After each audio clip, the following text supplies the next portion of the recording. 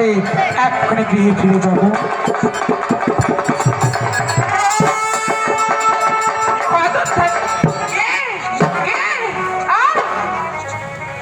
আমি ব্রাহ্মণী মা।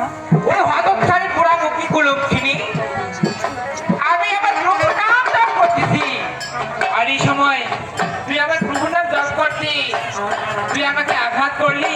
ওই হতচ্ছাড়ি পোড়ামুখী কুলক্ষিনী। ব্রাহ্মণী মা, দেখতে পাইনি মাগু, তাই বলি কি অবুধ বালিকা বলি এবারের মতো আমাকে ক্ষমা ও করো। অবুঝ বালিকা, ওই হতচ্ছাড়ি পোড়ামুখী, তুই আমাকে দেখতে পারিসনি? আমি ওখানে প্রভু নাম জপ করতেছি, আর তুই আমাকে ধাক্কা মারলি। এই হতচ্ছাড়ি পোড়ামুখী, শুন, কাহার ঘরের কন্যা তুমি? দাঁড়াও দাঁড়াও, কি করতে যাচ্ছ মা? বেহুলা, তুমি আজকে আমার প্রভু নাম জপ করতে, তুমি আমাকে আঘাত করেছো, তাই তোমাকে আমি আজকে অভিশাপ করি। আজ আপনি আমাকে বিনা দোষে অভিশাপ করতে পারেন না মাগো, বললাম তো। আমি শোনো, বালিকা বলে ক্ষমা করে দিন আমাকে। কাহার ঘরের কন্যা তুমি? কাহার জ্ঞানী? আর বিয়ের রাত থেকে তোমার স্বামী কি খাবে? এই জয় বিষ্ণু।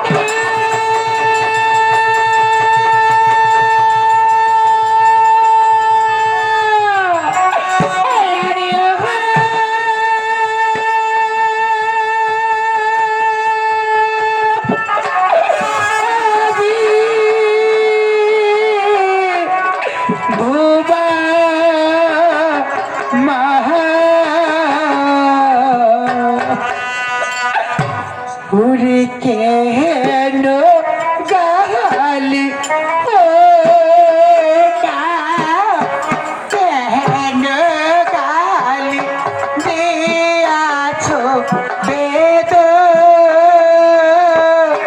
ও প্রেমা।